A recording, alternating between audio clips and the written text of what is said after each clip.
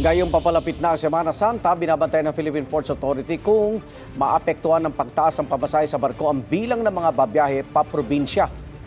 May unang balita si Sandra Aguinaldo. Ganito ang madalas na tagpo sa mga pantalan tuwing Semana Santa. Siksika ng mga pasaherong sabik makapunta sa kanilang mga probinsya o sa mga beach destination.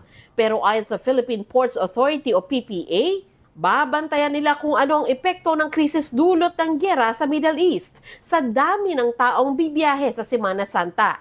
May ilan pa rin naman akong inabutan sa North Harbor na pabiyahe na ngayon pa lang. Pero kailangan pa rin daw nila maglaan ng mas malaking budget para sa hindi maipagpapalibang biyahe. Nagbabaka sakali lang po ako kasi nga kailangan ko po kasing umatin ng graduation ng anak ko po eh. Napag-isipan na po yung na kung sakali sa tataas man, kailangan ko po yung budget po. Ay, nag-ipon po muna. Nagmahal na kasi ang pamasahe sa barko.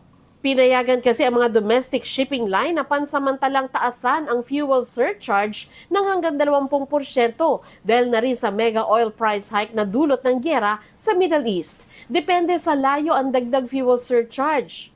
Ang isang shipping line, mahigit 200 piso ang dagdag pamasahe sa biyaheng Manila pa Cebu o Cagayan de Oro. 30 pesos naman sa biyaheng Dumaguete de Polog at 2 piso lang sa Cebu Tagbilaran. Nung tinitingnan po namin yung magiging increase sa pamasahe, we want to make sure na hindi naman po aaray ang mga pasahero natin. Sa kabila nito, halos 2.2 milyong pasahero ang inaasahan sa mga pantalan mula Palm Sunday hanggang Eastern Sunday. Mas mataas pa rin ng bahagya kesa noong nakaraang taon. Kaya payo ng PPA, dumating pa rin sa mga pantalan 4 na oras bago ang biyahe. Tiyakin ding binili ang mga ticket sa mga otorisadong seller.